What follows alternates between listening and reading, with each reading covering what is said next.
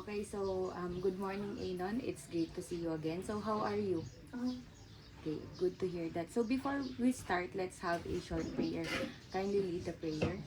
Ang ginawa ng lahat, pagsunod po sa aral sa tuturuan. Matuturuan po ang mga nag-depensa sa talagang nangyayari ng mga alis kasi. Amen. So thank you. So now let's look at our objectives for today. So at the end of the lesson, the learner will be able to identify important details from a listening text, arrange events in the correct order based on what was heard, participate actively in listening and writing activities, and express ideas by writing a short paragraph using correct grammar and transition words. So now, let's have a quick review about our last meeting. So can you still remember our previous lesson? Ano Um, po?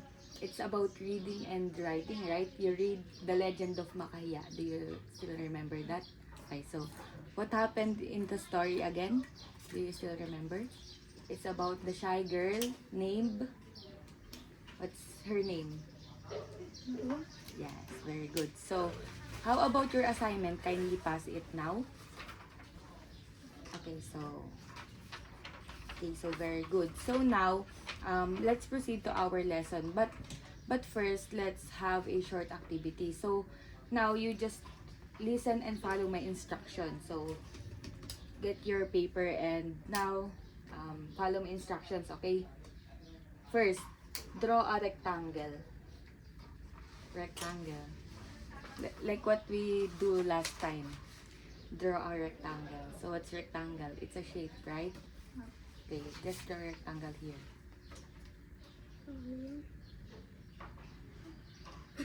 You can cut your paper muna. It's a back that is longer than a square. Like this one. It's a rectangle, right? Draw a rectangle.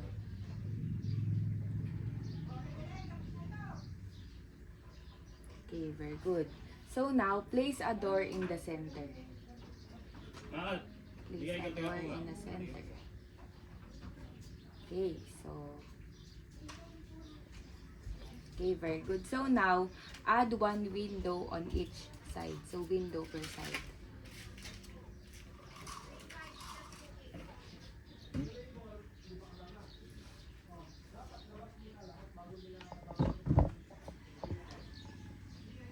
Okay, so now, draw a triangle above the rectangle for a roof.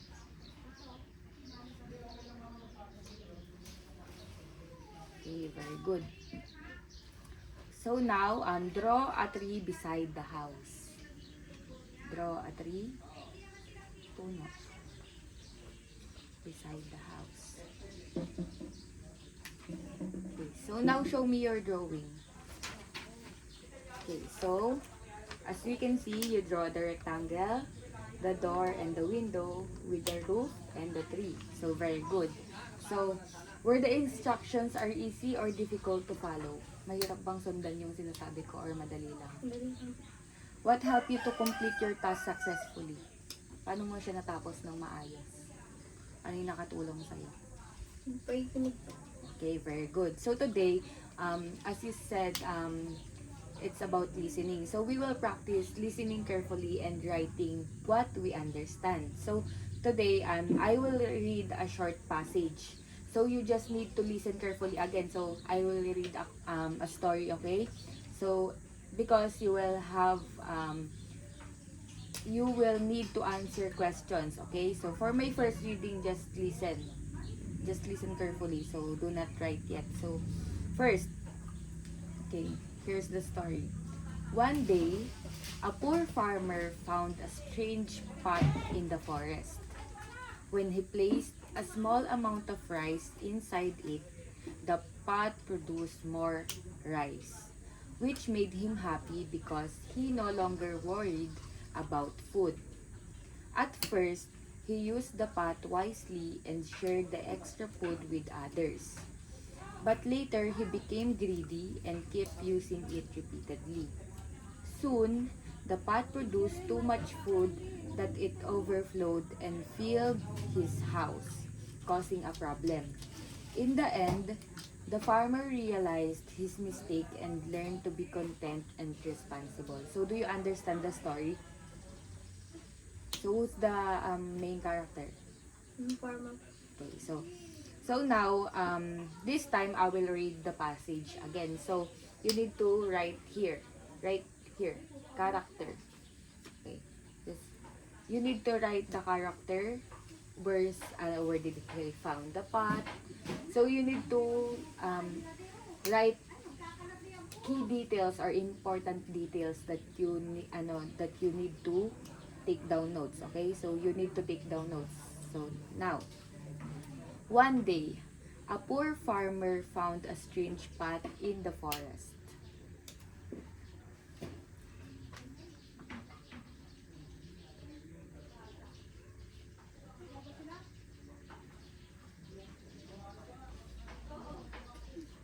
Found a strange pot in the forest.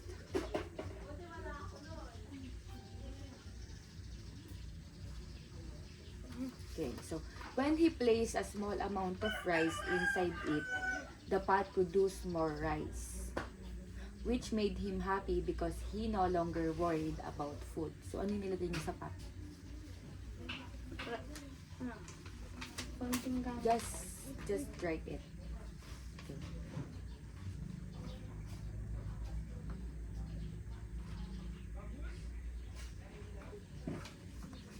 Okay, so next, at first, he used the pot wisely and shared the extra food with others.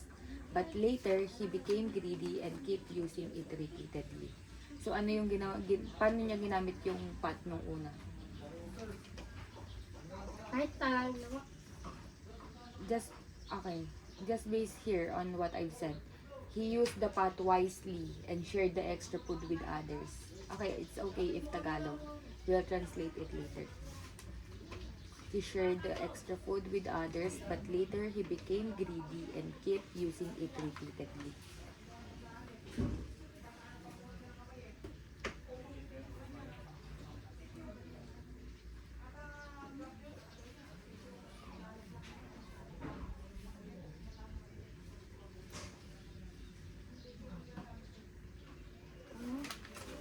Soon, the pot produced too much food that it overflowed and filled his house, causing a problem. In the end, the farmer realized his mistake and learned to be content and responsible. Okay, so he learned to be content and responsible. So now, get one half sheet of paper and you're going to answer the following questions using complete sentence. So number 1, we're going to answer questions. Number 1. Who is the main character in the passage? Who is the main character in the passage? Sino yung main character dun sa passage? Dun sa kwento.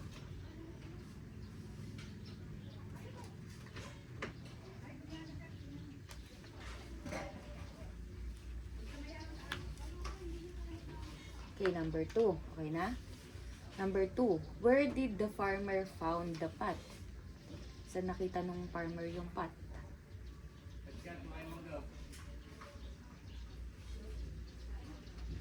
Number 3. How did the farmer use the pot at first? Paano ginamit ng farmer yung pot nung una?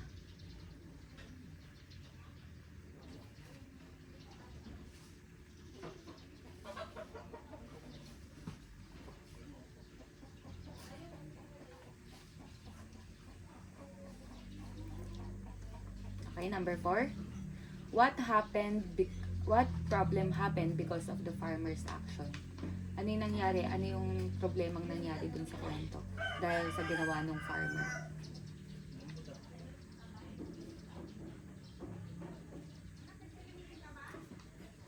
Okay na? Take your time. Yan pa lang namin na eh.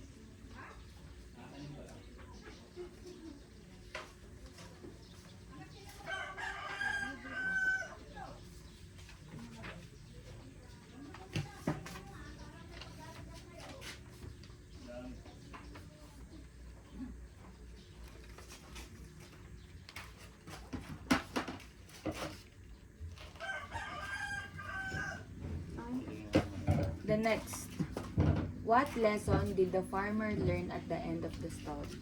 Ano yung natutunan nung farmer sa end ng story?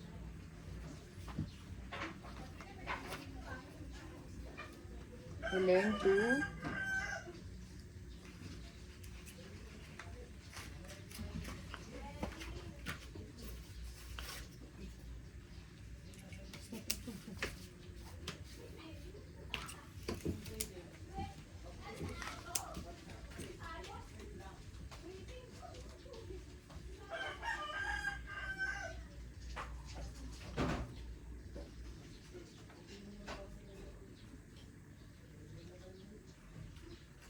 Okay, are you done? So now let's check it. Going to check it. Who is the main character of the passage again? The farmer, right? Can I borrow your pen? So, it's the farmer. So, where did the farmer find the pot? In the forest, okay. What did the farmer use the pot first? Nagbigay siya sa iba. He gave to others. Very good.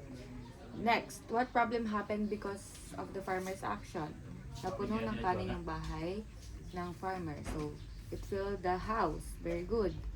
What lesson did the farmer learn at the end of the story? Natutunan niya magbigay sa ibang tao and be responsible siya. So, very good. 5 out of 5. So, now, let's have the other activity, which is you're going to arrange the events in order. Okay, so listen. Listen carefully. So, you're going to arrange the events in order. So, you need to number it 1 to 5. Number 1 is the first event, and number 2, then 3 and 4, and the last one is, last event will be number 5. Okay, so you may start now. Read it carefully, okay? Take your time and think carefully.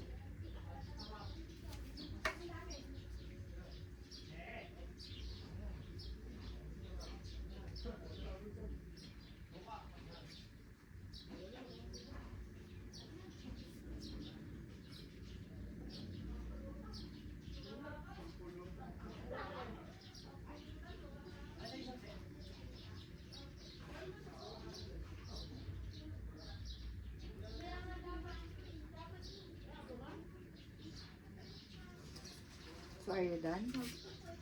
Okay, so very good. So, let's check it later. So, now, let's have a short discussion. So, in writing, we use a transition words to show order and connection. Like, for example, do you know transition words? Do you know transition words? It's like first, next, then after that, and finally. So, we use it to organize the events properly or in order. Like for example, first. So what is the meaning of first? So it is the first, 'di ba? Ito yung pinakauna. And next is ang ibig sabihin susunod.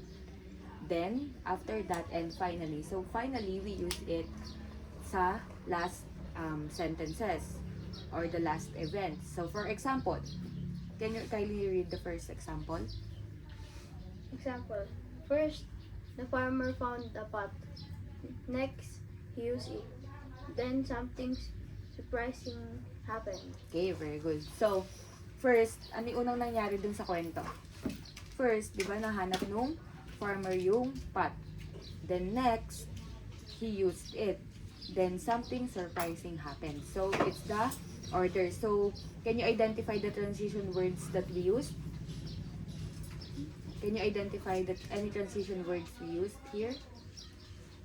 It is the first, next, and then. Okay.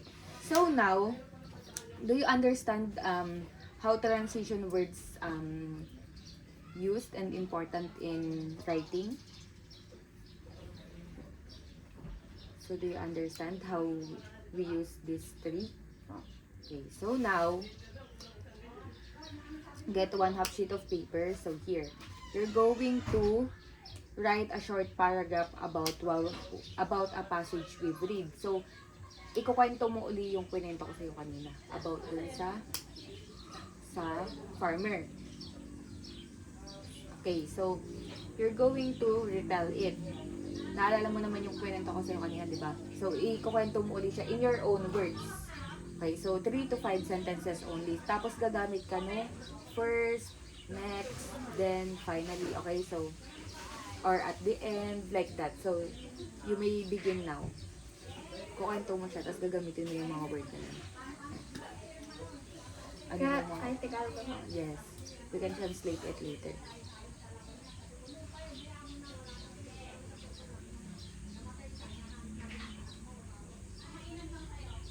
Yeah, first.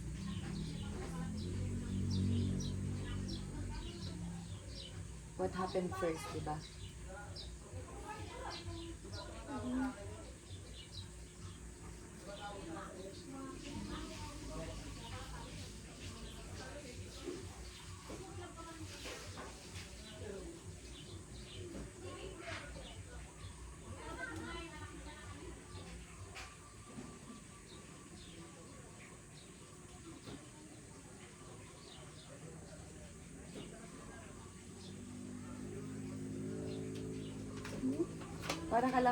Para ka lang uli nagkukwento.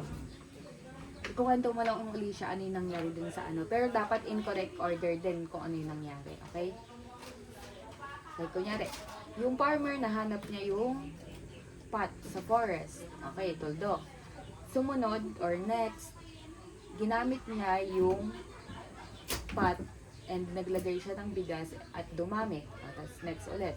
Sabi mo, at sa huli, umapaw yung pot at napuno yung bahay niya.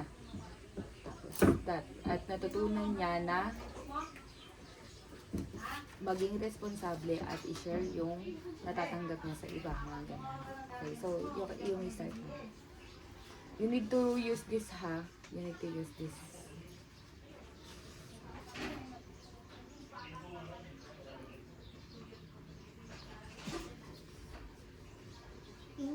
Ano po spelling mo ba? TOT. Yes, very good.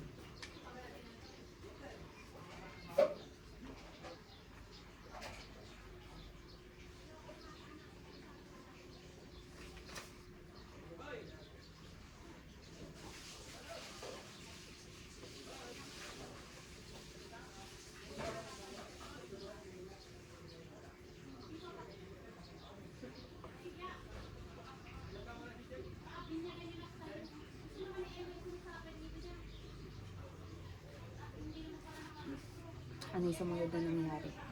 What happened next?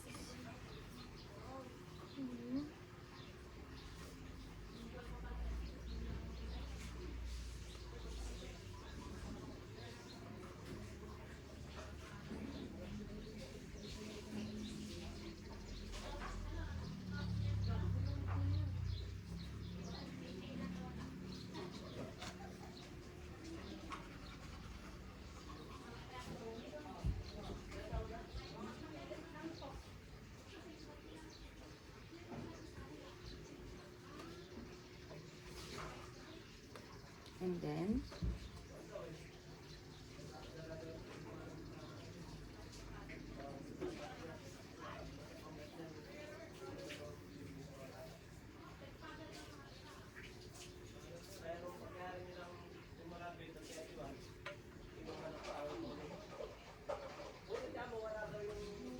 diba after that, naging greedy siya, tapos umapaw yung pot, right? Just take your time.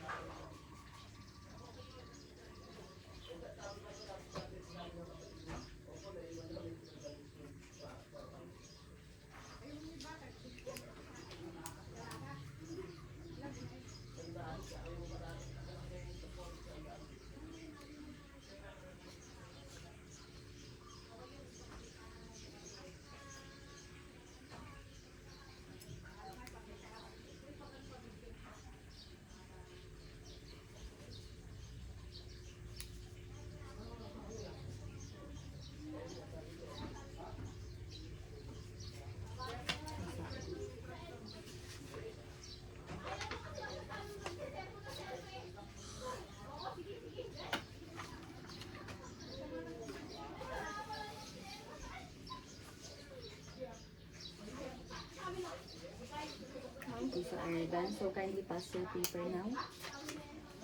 Okay, so first, next, then, and finally. Okay, so very good. So now let's proceed. I'll check it later. So now let's proceed to check your check what you've learned today. So now I'm going to ask you. So what helps you understand a story during listening? What helps you understand a story during listening? So ano yung nakatulong sa'yo na maintindihan yung story sa pakikinig?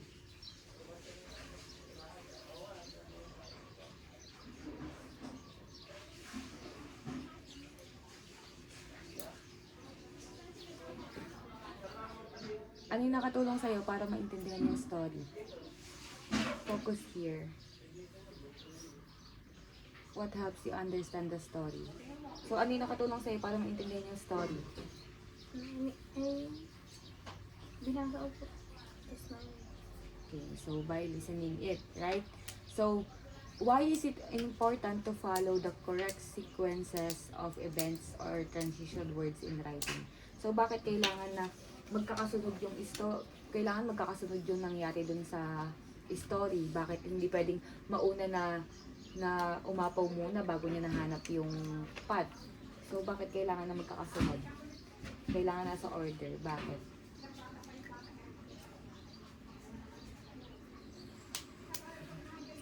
Okay, so, why is it important na kailangan alam mo yung pagkakasunod-sunod?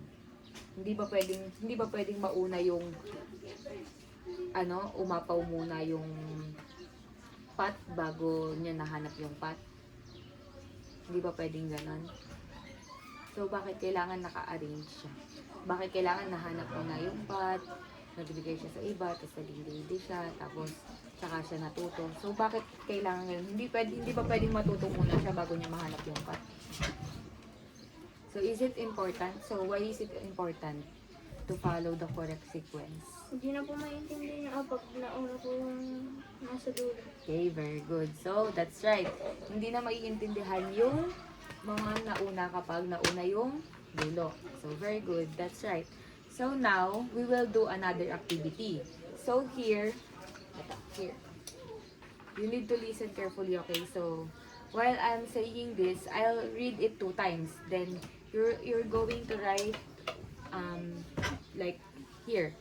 Like what I've said earlier, the first, next, then, and finally, you're going to write it here, okay? So you need to listen carefully to what I'm saying. So now here, first, so a boy had a simple routine every morning. First, the boy woke up early and made his bed. Next, he brushed his teeth and washed his face. Then he prepared his uniform and put on his clothes. After that, he ate his breakfast before leaving the house. Finally, he went to school feeling ready and prepared for day. So here's the worksheet. So fill in the blanks with the correct transition words. And then you need to arrange it. Yung pagkakasunod-sunod, ano ba yung mauuna? Gigising ba muna siya? Magbabrush muna siya ng ngipin niya? Kakain ba muna siya? Then aalis? Or mangyayari na pupunta na siya ng school? Okay? So now, you need to write it now. Now, you're going to write what I'm saying. So, right. A boy had a simple routine every morning. First, the boy woke up early and made his bed. Blank, he woke up early. So, what did I say? First, the boy woke up early and made his bed. So, you're going to write it.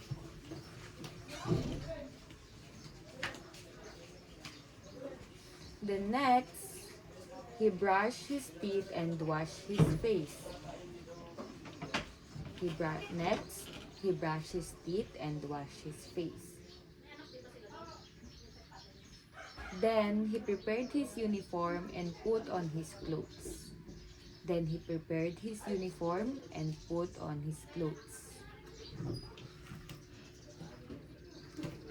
After that, he ate his breakfast before leaving the house. After that, he ate his breakfast before leaving the house.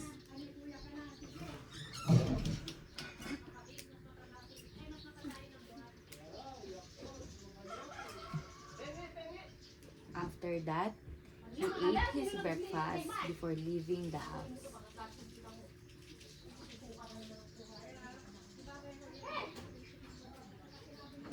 And finally, he went to school feeling ready and prepared for the day. So, are you done? So, now, you're going to rewrite it. I-rewrite mo siya here. Ano yung mga unang nangyari? First, next, then, ano yung unang ba dito? First, next, then, after that, and finally. So, you're going to rewrite it. Don't write the whole sentences, but you need to rewrite first. Like that, first. He woke up early and made his bed. Next. And next, and so on, and so on. So, now, you're going to rewrite it. Okay, so, rewrite in paragraph, okay? So, you may start now. Isusulat mo ulit siya. And in order, okay? So, what happened first, second, third, fourth, and the last.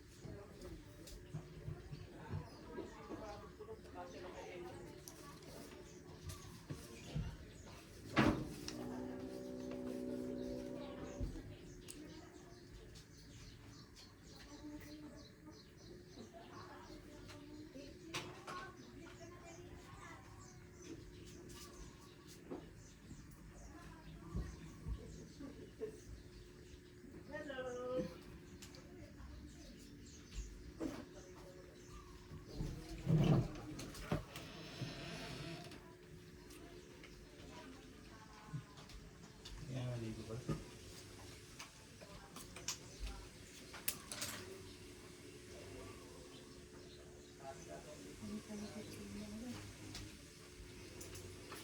Saan pa hugot na?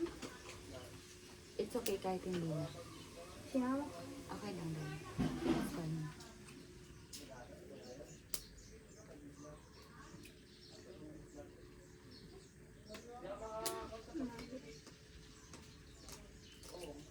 Correct. So, what happened next after nito? After niyang kumising. He woke up, diba, right? Then, after he make his bed,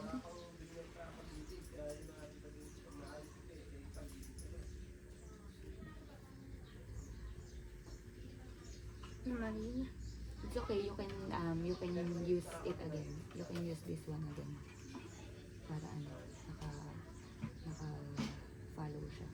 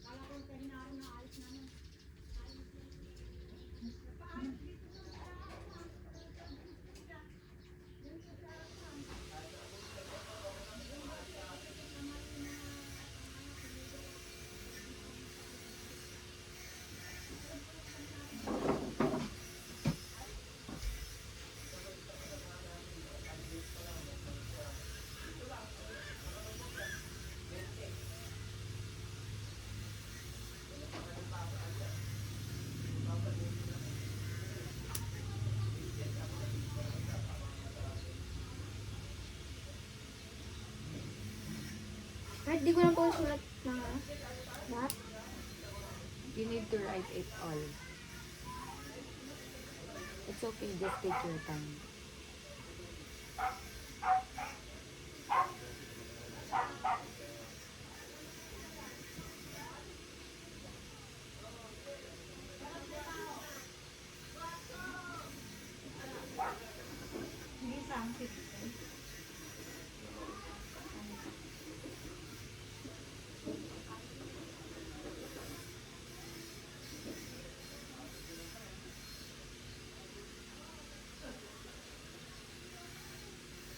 Since writing ang activity natin, kailangan mo magsulat.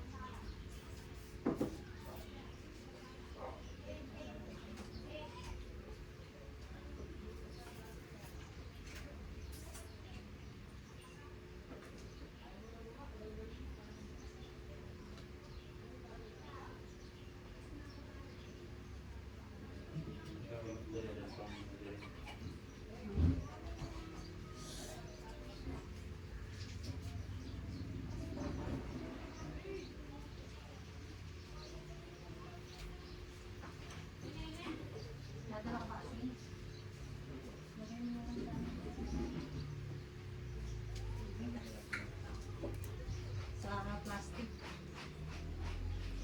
Yeah.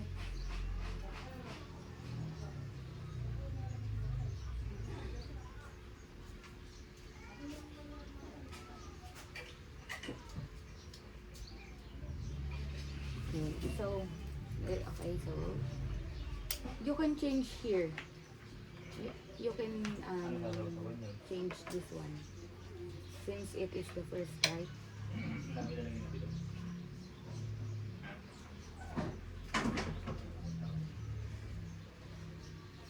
Okay, so very good. You're going to erase this one. Okay, so okay, very good. So now, you're going to answer the test. It's 1 to 5 only, A, B, C, D. But do you understand our lesson for today? Amen? Okay, so here, you're going to answer it. Read the direction first. Kindly read the direction. Direction did each question carefully choose the correct answer. Okay, so you may start now.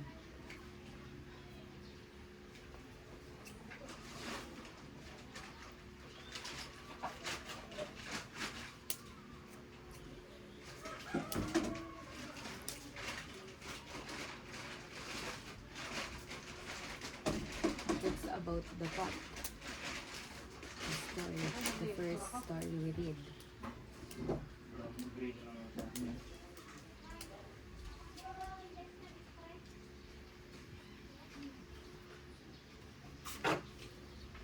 Paano po to? Bibilugan yung ngayon? Puro A yung... Ay, okay, just circle the answer. Diba buong... No, just the first letter. I forgot the letter. Nawala siya ng print.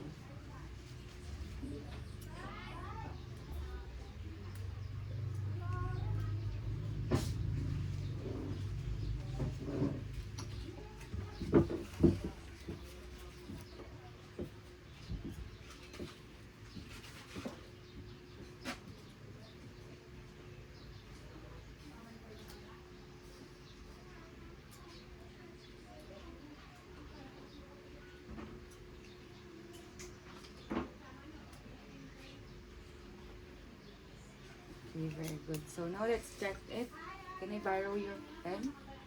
So, what's the central idea of the passage? A man discovered the magical object that produces food. Okay, very good. Next, which detail supports the main idea? The man became greedy. Okay. Next, what problem occurred in the passage?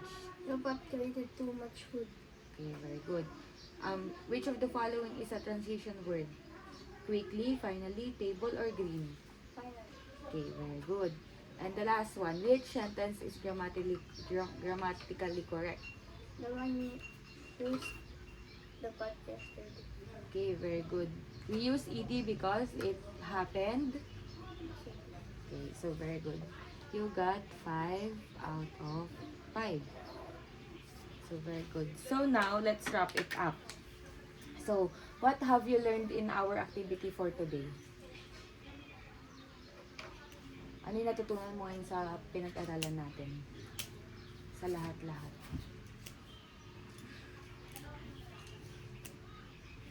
What have you learned in our activity?